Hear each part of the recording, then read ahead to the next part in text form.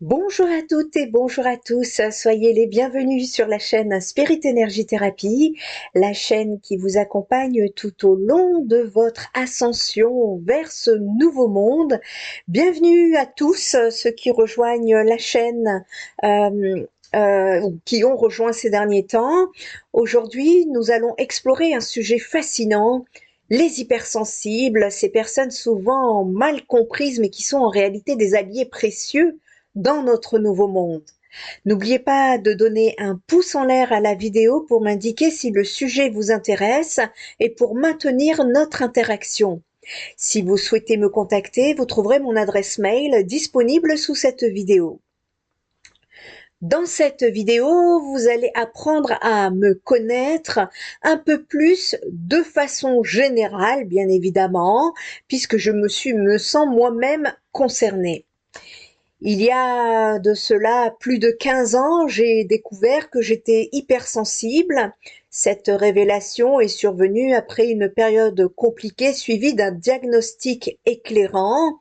Plusieurs années plus tard, mes études en psychologie et psychanalyse m'ont permis d'approfondir ma compréhension de la psyché humaine, bien que je ne partage pas toujours l'approche des scientifiques.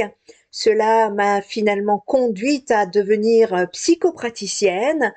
Pour mon mémoire de fin d'études, j'avais choisi de traiter le thème de l'hypersensibilité, souhaitant ouvrir un débat scientifique sur le sujet. Cependant, je ressens un manque parce que la spiritualité n'a pas trouvé sa place dans ce domaine. J'aspire à voir la science embrasser cette dimension un jour, offrant ainsi une vision plus complète de l'être humain et favorisant d'énormes avancées. À tous les hypersensibles qui peinent à comprendre leurs blessures intérieures et même à vous, parents d'enfants hypersensibles, sachez que si vous visionnez cette vidéo, c'est loin d'être un hasard. J'ai un message important pour vous, vous n'êtes pas seul. L'hypersensibilité est un sujet d'une grande importance qui mérite d'être exploré et reconnu. En effet, tant chez les enfants que chez les adultes, cette sensibilité accrue peut influencer la perception de l'environnement et les interactions sociales. Dans cette présentation, nous aborderons les diverses formes d'hypersensibilité en examinant leur impact sur le quotidien des individus et le vécu des parents. Nous proposerons également des stratégies pour peut-être mieux accompagner, mieux comprendre, en tout cas, ces hypersensibles, tout en intégrant des perspectives spirituelles, psychologiques et énergétiques. Ainsi, chacun pourra trouver des réponses adaptées à son intérêt, qu'il soit axé sur le bien-être, le psycho-émotionnel ou l'approche énergétique et spirituelle. En définitive, nous réaliserons que malgré nos différences, nous empruntons tous des chemins uniques vers un même but, l'harmonie et la compréhension mutuelle dans ce monde merveilleux. L'hypersensibilité chez les enfants se manifeste par une réactivité excessive à divers stimuli sensoriels, souvent qualifiés d'hyperesthésie.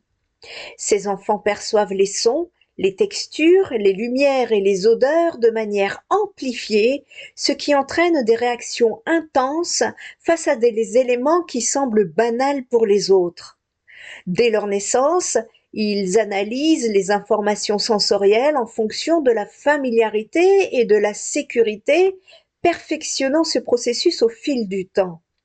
Cependant, cette sensibilité accrue peut engendrer un inconfort, notamment face aux bruits soudains ou aux lumières vives. Et sur le plan émotionnel, les hypersensibles ressentent des émotions avec une intensité décuplée, rendant la gestion de leur frustration et de leur colère particulièrement complexe. Cette hypervigilance et cette profondeur émotionnelle peuvent entraîner une fatigue émotionnelle, obligeant ces enfants à constamment décoder les signaux de leur environnement. Pour les parents, vivre avec un enfant hypersensible peut être un parcours semé d'embûches. Ils doivent jongler entre la protection de leur enfant et le besoin de lui permettre d'explorer le monde. Les parents peuvent éprouver un sentiment de frustration lorsqu'ils voient leur enfant souffrir sans comprendre réellement pourquoi. Ils peuvent également ressentir la pression d'adapter leur environnement familial pour réduire au minimum les facteurs déclencheurs de l'hypersensibilité. L'hypersensibilité est souvent perçue à tort comme un trouble psychologique. En réalité, elle représente une caractéristique normale du développement humain, touchant notamment les enfants qui vivent leurs émotions avec une intensité remarquable. Ces jeunes réagissent non seulement à leurs propres sentiments, mais perçoivent également ceux des autres, ce qui leur confère une empathie précieuse, mais peut aussi se transformer en un fardeau lorsque les émotions extérieures deviennent envahissantes. Au-delà de l'émotionnel, l'hypersensibilité inclut une réaction accrue aux stimuli sensoriels. Pour ces enfants, des bruits apparemment banals peuvent paraître assourdissants, des textures peuvent être ressenties comme désagréables, et la lumière peut être insupportable. Chaque expérience sensorielle devient un tourbillon d'intensité, souvent source d'un état d'hypervigilance. Sur le plan cognitif, l'hypersensible rencontre des difficultés dans la gestion des informations. Il a de la difficulté à mentaliser. Il reçoit un flux tellement constant de stimuli qu'il peine à organiser ou à hiérarchiser. Cette incapacité à donner du sens à ce qu'il ressent l'amène à abandonner l'analyse rationnelle pour se laisser guider par ses émotions. Par conséquent, ses décisions et ses comportements sont souvent basés sur un ressenti plutôt que sur une réflexion raisonnée. Ainsi, l'hypersensibilité peut entraîner un déséquilibre entre l'intuition émotionnelle et la pensée analytique, rendant nécessaire un apprentissage pour mieux gérer ces afflux constants d'informations afin de retrouver des repères stables. Un hypersensible peut ainsi manifester diverses réactions face aux événements quotidiens. Ils peuvent éviter certaines situations perçues comme trop stimulantes, exprimant ainsi leur besoin de se protéger. Les émotions contagieuses jouent un rôle crucial également dans leur quotidien. L'atmosphère familiale, l'ambiance dans le collectif ou même les émotions d'un camarade, les relations professionnelles peuvent influencer leur comportement et leur état émotionnel. Dans ce contexte, l'hypersensible agit parfois comme une éponge absorbant sans filtre tout ce qui l'entoure, ce qui contribue à renforcer son état d'anxiété.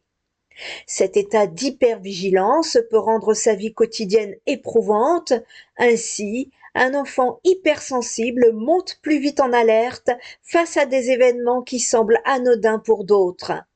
Par exemple, l'annonce d'un orage peut susciter des réactions disproportionnées comme la peur ou l'angoisse, alors que pour un moins sensible, il s'agit simplement d'une perturbation météorologique. Des comportements que l'on estime disproportionnés, exagérés sans raison pour certains. Ces surréactions ne sont pas pour autant des caprices. Elles ne sont pas voulues par l'enfant, même lorsqu'elles ne nous semblent pas justifiées, lorsque nous ne les comprenons pas. Parfois, c'est une goutte d'eau qui fait déborder leur vase trop plein. L'enfant réagit fortement à ce qui se passe autour de lui, car être sensible, c'est recevoir trop, c'est donc souvent se sentir envahi, débordé, attaqué. L'un des défis majeurs pour les hypersensibles réside dans leur difficulté à réguler leurs émotions. Alors qu'une personne moins sensible peut rapidement se calmer après un stimulus intense, un hypersensible peut rester dans un état d'agitation prolongée, rendant la gestion des émotions complexe. Ce processus de mise en alerte et de réponse émotionnelle peut mener à une fatigue chronique, tant sur le plan psychologique que physique, d'où son besoin de mise en protection dans le recul. Ça, c'est le côté moins sympathique de l'hypersensibilité et il convient de trouver son propre mode d'emploi pour se sentir plus à l'aise. Bien que l'hypersensibilité présente des défis, elle offre également un énorme potentiel. De nombreux enfants hypersensibles se distinguent par une créativité exceptionnelle, une forte intuition et une capacité d'observation unique. Leur intérêt pour les détails, leur curiosité envers le monde qui les entoure et leur empathie innée peuvent être des atouts majeurs dans divers domaines. En valorisant ces qualités, au lieu de les considérer uniquement comme des difficultés, nous pouvons aider ces hypersensibles à développer une estime de soi positive. Encourager leur passion, qu'il s'agisse de sciences, d'astronomie, d'art ou d'humanitaire, peut les aider à construire une identité solide et à transformer leur hypersensibilité en force. Sur un plan plus spirituel, l'explication donnée est que ces enfants viennent d'ailleurs et c'est là que cela devient plus intéressant pour beaucoup d'hypersensibles car ils se connectent très facilement à ces énergies. Alors si tu es un hypersensible en mal-être dans ce monde, écoute bien ça. On ne guérit pas de sa sensibilité, on apprend juste à la maîtriser. Ce n'est pas une maladie, c'est une caractéristique que tu as et que les autres n'ont pas. La vieille âme, l'hypersensible, est en quête d'éveil, cherchant à comprendre ce monde si riche et si complexe. À un moment donné, elle ressent le besoin d'aller au-delà, de s'élever à l'échelle de l'univers pour mieux saisir son propre cycle d'incarnation. Elle se penche sur son passé, explore ses expériences pour découvrir pourquoi elle est ici aujourd'hui. C'est un peu comme un puzzle. Chaque pièce lui permet de retrouver sa place, sa légitimité dans ce grand jeu d'échecs. En réalité, elle aspire à une harmonie, à un amour inconditionnel et qu'elle peine à trouver sur Terre. Souvent, elle a cette impression de tourner en rond, de vivre des choses déjà vues, mais cette curiosité, cette quête infinie qui fait d'elle une âme précieuse, même dans les moments de doute. La sensibilité, c'est un peu comme une boussole intérieure qui nous guide à travers les méandres de la vie. Chaque expérience, chaque rencontre nous forge et nous permet de mieux comprendre notre place dans ce monde. Cette quête d'authenticité nous pousse à chercher un sens, une mission, quelque chose qui dépasse le quotidien. Souvent, en fin de parcours, on ressent cette fatigue, cette lassitude face à une réalité qui ne semble plus résonner avec nous. Les questions fusent. Pourquoi suis-je ici? À quoi bon? C'est normal de se sentir décalé car vous avez en vous les codes du nouveau monde dans cet ancien monde. Surtout quand votre âme a tant vécu, cela peut être amplifié. Mais peut-être que c'est justement dans ce désarroi qu'on trouve l'opportunité de redéfinir notre chemin. Après tout, chaque souffrance peut devenir un tremplin pour renaître et retrouver sa place. Alors, respire un coup et continue à avancer un pas à la fois. L'âme est revenue. L'âme est venue reprendre sa place et ce n'est pas une mince affaire, je te l'accorde. Imagine un peu. Entre les blessures du passé, les attentes de la famille, les défis d'un couple et tout le reste, c'est comme jongler avec des feux d'artifice.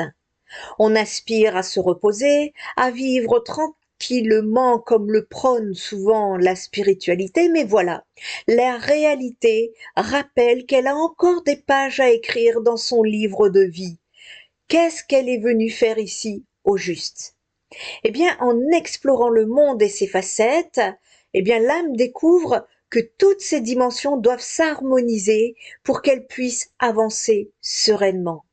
Cette quête de réconciliation intérieure est cruciale, surtout pour ceux qui sont hypersensibles. Ces êtres peuvent ressentir le monde avec une intensité déroutante, capturant des vibrations non verbales qui les submergent parfois. C'est un véritable défi de vivre avec ces perceptions sans être englouti par elles. Sachez que vous possédez une intelligence profonde de la vie. Si vous vous percevez comme des moutons noirs, sachez que vous êtes en réalité tout le contraire. Vous vous distinguez par votre conscience, votre maturité, vos responsabilités et votre discernement. Cette intelligence vous confère une sagesse innée, même si vous ne la reconnaissez pas encore. Et tant que vous ne vous identifiez pas à votre véritable essence, vous risquez de vous sentir en décalage avec la société, voire étrange. Votre entourage peut également renforcer ce sentiment. La sensibilité est souvent mal perçue, tant par les autres que par vous-même. Pourtant, cette singularité constitue votre véritable richesse. Vous avez probablement ressenti cette souffrance dès votre enfance, dès votre arrivée dans ce monde. Vous n'aviez pas l'intention de revenir ici et vous éprouvez des difficultés à vous adapter à cette réalité. Cela explique votre désir de créer un nouveau monde, un espace qui vous ressemble et qui vous convient. Il est tout à fait normal de ressentir cela. L'imperfection de l'humanité est un défi à accepter, mais c'est ce qui nous définit à vous, à moi, à nous tous. L'âme humaine est d'une profondeur remarquable. Lorsque vous ne parvenez pas à vous comprendre, la souffrance d'être incompris par les autres, même ceux qui vous entourent le plus, devient écrasante. Vous ressentez un manque d'acceptation, un sentiment d'abandon et d'isolement, comme si vous n'aviez pas votre place dans ce monde. Vous n'êtes pas supérieur, mais vous portez en vous des vérités qui illuminent un monde que d'autres ne perçoivent pas encore. Les échanges deviennent alors des dialogues de sourds, chacun s'accrochant à sa propre vision, tandis que vous aspirez simplement à croiser des âmes qui partagent votre regard. Il est fréquent de réprimer votre sensibilité comme si vous étiez au volant d'une voiture de course et que vous ne maîtrisez pas encore. Apprendre à la contrôler est un processus, une maîtrise qui se développera avec le temps. Vous n'êtes pas ici pour porter le poids des souffrances du monde, ni pour vous sacrifier. Il ne vous est pas demandé de sauver le monde, comme m'ont dit un jour mes guides, et je vous partage volontiers ce message parce que personnellement, ça m'a fait des vacances à vie. Vous n'êtes pas fou, vous n'êtes pas non plus malade, mais si le doute peut vous assaillir parce que votre perception est unique par rapport aux autres et peut être remise en question par ceux qui ne voient pas comme vous, ce sont eux qui n'ont pas cette perception. Ce n'est pas vous qui dérangez, mais plutôt le reflet de la vérité que vous mettez en lumière. Cela dépend de ce qui doit être vu, souvent sans que vous en ayez conscience. Être un être de lumière signifie révéler des vérités sur la réalité présente, une capacité naturelle qui peut être difficile à accepter. Vous ressentez profondément l'injustice, ce qui témoigne votre sens aigu de la justice, c'est une très belle qualité en vous. Face à cette épreuve, il est normal de ressentir de la colère face aux injustices et cette émotion ne remet pas en question votre capacité à aimer. Il est courant de se sentir coupable dans de telles situations. Vous pouvez également être affecté par la jalousie ou la malveillance des autres car vous êtes des êtres sensibles, presque comme des éponges.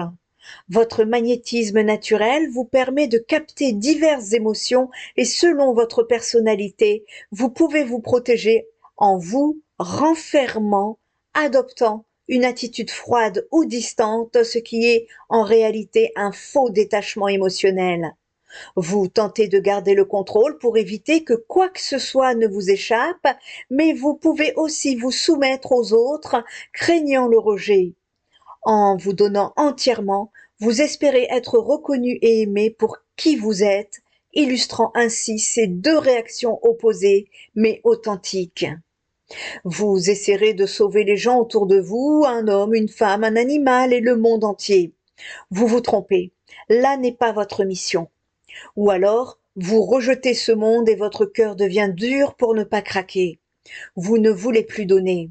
Vous pensez alors être insensible, mais non. C'est une façon de protéger votre cœur car celui-ci est encore blessé et ne veut pas souffrir de nouveau. Alors, il lutte contre sa nature pour ne pas donner. Le non-don est pour certains un système de protection. Chacun doit apprendre à se porter soi-même car personne ne peut porter les autres indéfiniment.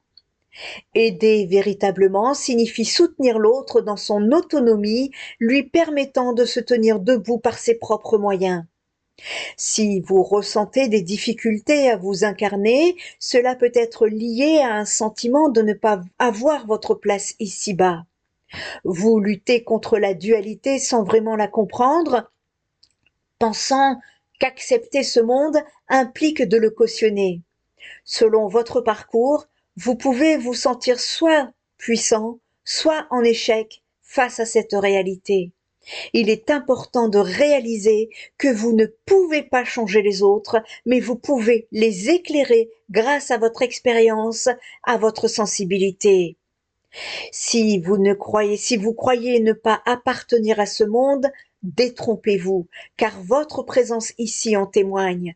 Vous avez simplement besoin de clés et de réponses pour vous ancrer et apprécier cette vie souvent perçue comme un cadeau par peu de gens. Vous luttez pour accepter votre sensibilité et vos connaissances, vous vous dévalorisez pour être perçu comme comment éviter plutôt d'être perçu comme prétentieux, vous vous cachez craignant d'être jugé supérieur alors que vous vous comparez aux autres pensant que votre singularité n'est pas exceptionnelle. Hypersensible, soyez dans toute votre authenticité, montrez-vous tel que vous êtes et de toute votre lumière. On pourrait comparer la Terre à un joyau, comme dirait Serge Boutboul. Si elle disparaissait, cela aurait des conséquences dans tout l'univers. C'est pourquoi bien des êtres de lumière venant d'horizons totalement différents se sont portés volontaires pour l'aider dans ce passage délicat vers une nouvelle dimension plus spirituelle. Ces nouveaux enfants ont été appelés les enfants indigo, les enfants cristal, les enfants arc-en-ciel, les enfants stellaires, pour ne citer que ceux qui ont été plus ou moins observés. Vous trouverez des vidéos à ce sujet sur la chaîne YouTube Nanomédium Spirit Energy Therapy. Les enfants indigo dont je suis ont été la première génération d'enfants nés pour guider l'humanité. Souvent, ce sont des défenseurs de portes, comme je le sous-nomme souvent, pour pouvoir ouvrir la voie aux autres. Ils ont été suivis par les enfants cristal, dont le but est d'agir en harmonie avec le monde et de montrer à l'humanité de nouveaux moyens de penser, puis par les enfants arc-en-ciel qui viennent parachever ce travail de guidance en apportant des énergies nouvelles, et enfin les enfants stellaires qui apportent des énergies d'autres galaxies afin d'aider la Terre et ses habitants à traverser au mieux l'élévation vibratoire qu'elle subit. Dans un monde en constante évolution, les enfants que nous qualifions souvent d'enfants de lumière, qu'ils soient adultes ou enfants, émergent comme des êtres distincts, dotés d'une perception aiguë de l'invisible. Leur sensibilité aux dimensions subtiles est particulièrement marquée durant leur première année avant l'âge charnière de 7 ans. Moi, pour vous dire, les premiers flashs que j'ai, dont je me souviens, j'avais 7 mois. Je peux donner des détails, et j'ai pu donner des détails à ce sujet à des personnes qui étaient là dans cette scène et qui sont complètement cartésiens, complètement contre. Là, je peux vous dire qu'en voyant leur tête, j'ai compris que, effectivement, parce que parfois on se demande si ça existe vraiment. Et donc, la sensibilité aux dimensions subtiles est particulièrement marquée durant les premières années avant l'âge charnière des 7 ans. À cet âge, une transition cruciale se produit, le voile de la réalité matérielle commence à s'installer, dissimulant ainsi les subtilités du monde spirituel. Ces enfants portent en eux des capacités psychiques et spirituelles qui ne demandent qu'à être révélées et leur présence sur Terre revêt un sens profond. Laissez vos enfants dialoguer. Avant l'âge de 7 ans, les enfants vivent dans une période un peu spéciale de grande réceptivité. Ils sont capables de percevoir des éléments invisibles, des émotions non exprimées, cachées, des énergies ambiantes, des entités d'autres plans, et ce sont des scanners. C'est souvent à ce moment qu'apparaissent les terreurs nocturnes d'ailleurs, les manifestations de cette connexion avec l'invisible. Ces expériences peuvent être déroutantes pour les adultes qui les entourent, souvent incapables de comprendre la richesse de ce que l'enfant vit intérieurement. L'enfant va passer par une transition vers l'incorporation. À partir de l'âge de 7 ans, une transformation s'opère, l'enfant dit normal commence à être pleinement incarné, où son esprit, influencé par les normes sociales et les attentes culturelles, va se focaliser sur le tangible. Ce phénomène peut entraîner un sentiment de perte pour l'enfant, qui lui doit alors apprendre à naviguer dans un monde dont il ressentait auparavant les subtilités. C'est à ce moment-là que les facultés psychiques et spirituelles restent présentes, mais souvent occultées par la structure rigide de la pensée analytique. Les enfants lumière sont des âmes volontaires. Leur origine et leur mission sont destinées pour l'élévation de lumière. Les enfants lumière qui arrivent actuellement sur notre planète sont souvent perçus comme des âmes volontaires envoyées pour aider la Terre à évoluer vers une nouvelle ère. Leur mission est d'apporter des énergies nouvelles et des connaissances révolutionnaires destinées à transformer nos modes de fonctionnement et nos schémas de pensée traditionnels. Ces enfants ont une conscience aiguë de leur rôle, mais s'ils peuvent ne pas toujours en avoir, même s'ils peuvent ne pas toujours en avoir conscience. Ils se distinguent par leur capacité innée à voir au-delà des apparences. Leur cerveau droit leur permettent de synthétiser des informations d'une manière holistique, alors que le monde autour d'eux est souvent dominé par une pensée gauche analytique et rationnelle. Cette dichotomie peut créer des tensions, car ils ressentent une déconnexion par rapport aux normes établies par les adultes. Les hypersensibles ont les chakras du haut très développés contrairement aux chakras du bas. De ce fait, ils ont besoin de beaucoup travailler leur ancrage. Il y a 6 types d'hypersensibles spirituels. Vous avez l'hypersensible spirituel empathique qui bénéficie d'une synesthésie tactile miroir qui consiste à ressentir les émotions et les sensations des autres dans son propre corps. Vous avez l'hypersensible spirituel télépathique, il sait ce que les autres ont dans la tête, des mots, des phrases ou des pensées dans l'instant ou à l'avance. Vous avez l'hypersensible spirituel clairvoyant, il a la préscience de détails de la vie courante ou d'événements collectifs. Vous avez l'hypersensible spirituel rêveur. Les rêveurs sont pour lui source d'informations importantes, un enseignement, un chemin à suivre, une personne qui pense à lui, une bonne ou une mauvaise nouvelle, des personnes qui lui veulent du bien ou du mal. Vous avez l'hypersensible spirituel médiumnique, il reçoit des messages d'êtres ayant quitté ce monde, et vous avez également l'hypersensible spirituel chamanique, il communique avec les animaux et ou la flore, il sent ou voit et communique avec la conscience de la nature. Vous pouvez trouver également chez ces 6 types, vous pouvez trouver un petit bout de chaque en vous. Personnellement, je suis passée d'hypersensible spirituel médiumnique à hypersensible spirituel empathique, télépathique, clairvoyant, rêveur. Et suite au fait que j'ai demandé de ne plus avoir à observer toutes ces entités, parce qu'il y en a plein partout autour de nous. Voilà. Et donc l'un des aspects les plus frappants des enfants lumière est leur quête de cohérence.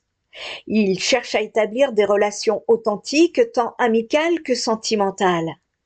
Leur honnêteté brutale peut parfois les isoler car ils ne comprennent pas les contradictions souvent présentes chez les adultes. Lorsque les adultes expriment des pensées contradictoires, cela peut leur faire perdre confiance et leur donner un sentiment d'incompréhension profonde. L'importance de l'écoute émotionnelle n'est vraiment pas à négliger. Pour ces hypersensibles, il est essentiel d'être écoutés et compris. Leur besoin fondamental d'amour et d'attention nécessite que les autres reconnaissent et prennent au sérieux leur perception unique. Une écoute attentive leur permet d'exprimer leur vérité intérieure tout en favorisant leur développement spirituel et émotionnel. Ces enfants sont attirés par des véritables amis, c'est plutôt ils sont attirés par des amis véritables plutôt que des compagnons de surface. Dans le domaine des relations, ils privilégient souvent des connexions profondes plutôt que des amitiés superficielles. Ils recherchent des âmes qui vibrent sur la même fréquence qu'eux. Cette recherche d'authenticité peut les conduire à des périodes de solitude, mais c'est une solitude qu'ils choisissent consciemment car elle leur permet de se consacrer à leur propre profondeur interne. Quel que soit le terme utilisé pour vous qualifier, hypersensible, vieille âme, artisan, guerrier, être, travers de lumière, HPI, enfin, peu importe, cela ne change en rien votre profond besoin de vous connaître pour comprendre votre mission sur Terre et ne plus avoir à la subir. Vous devez comprendre qui vous êtes pour vous guérir et prendre votre place dans ce monde. Il est normal que vous vous sentiez en marge puisque vous êtes différent, vous êtes unique. Le retour à votre propre unité est la clé pour ouvrir beaucoup de portes non explorées. Se réconcilier avec le monde dans son tout, avec toutes ses facettes, permet de le faire avec votre propre monde et toutes ses facettes. Ce qui semble opposé au premier regard est la complémentarité. La dualité mène à l'unité. La dualité est au service de l'unité. La dualité fait partie de l'unité et est un don d'amour. La tolérance à votre différence de conscience ainsi que celle des autres est un des axes de progression pour votre âme. La porte du cœur et de ton authenticité est la clé secrète pour atteindre une paix profonde. C'est une voie de sagesse, c'est la porte de votre divinité. Prends ta place, accepte qui tu es, ne doute plus, tu as un trésor que d'autres n'ont pas, d'où leur incompréhension, tu es divin, fonce et va chercher ta lumière. La porte du cœur est bien plus qu'un simple métaphore. Elle représente l'accès à notre essence profonde, cette partie de nous-mêmes où réside la paix véritable. Chacun de nous possède une divinité intérieure, une lumière unique que nous devons choisir d'embrasser. Dans un monde où les doutes et les incertitudes règnent souvent, il est crucial d'accepter qui nous sommes réellement. N'oubliez jamais que votre trésor intérieur, souvent incompris par ceux qui vous entourent, est une force puissante. Ce qui peut sembler étrange ou difficile pour les autres appartient à votre cheminement personnel. Ne laissez pas les jugements extérieurs obscurcir votre conscience de soi. Vous êtes un être divin et cette vérité ne doit jamais être remise en question. Le nouveau monde qui émerge aujourd'hui n'appartient pas seulement à certains élus, il vous appartient aussi. Vous avez en vous les codes divins nécessaires pour le construire, pour participer à cette transformation collective de ce nouveau monde à venir. Rappelez-vous que dans le grand schéma de l'univers, les derniers seront les premiers. Ceux qui ont été marginalisés, ceux qui ont souffert, sont appelés à prendre leurs responsabilités et à se lever. L'important est de fonctionner avec authenticité, peu importe ce qui peut se dire ou pas à l'extérieur. N'oublie pas, la porte du cœur et de ton authenticité est la clé secrète pour atteindre une paix profonde. C'est une voie de sagesse, c'est la porte de ta divinité. Peu importe les incompréhensions, tu vas devoir foncer et prendre ta place. Alors, n'oublie pas qu'être authentique, c'est oser montrer et communiquer sa vulnérabilité, sa sensibilité, ses fragilités, c'est oser se dire jusque dans les profondeurs de son âme, c'est oser mettre son être à nu. Et la récompense de l'authenticité est de vivre un amour pur, vrai, épanouissant, nourrissant, un amour dans lequel nous sommes reconnus, aimés et réellement aimés. Être authentique, c'est la promesse de vivre en parfaite harmonie avec soi, d'être entouré d'êtres qui sont en adéquation avec ce que nous sommes. Être authentique, c'est vivre une vie loin de la frustration, loin de la déception, loin du besoin du regard de l'autre, loin du besoin de reconnaissance. Être authentique, c'est s'aimer, c'est prendre soin de soi, c'est avoir conscience de sa valeur, c'est la rechercher, c'est la trouver et c'est la montrer. Être authentique, c'est oser montrer à l'autre son amour, son amitié juste parce qu'on en ressent l'envie, le désir. C'est oser caresser la joue d'une personne parce qu'elle nous évoque un sentiment de proximité. C'est oser prendre son téléphone et dire à l'autre qu'on l'aime, quelle que soit sa réponse. Contrairement à ce que beaucoup d'entre nous croyons, le monde a besoin de personnes authentiques qui savent pleurer quand elles ont mal, qui savent rire quand la vie est belle, qui savent dire qu'elles ont besoin d'être seules ou demander qu'on leur tienne la main un petit moment. Nous passons notre temps à nous retenir, à ne pas faire ce dont nous avons le plus envie au monde, tant nous sommes terrifiés par le regard de l'autre, tant nous avons peur de la honte, du rejet, de l'abandon.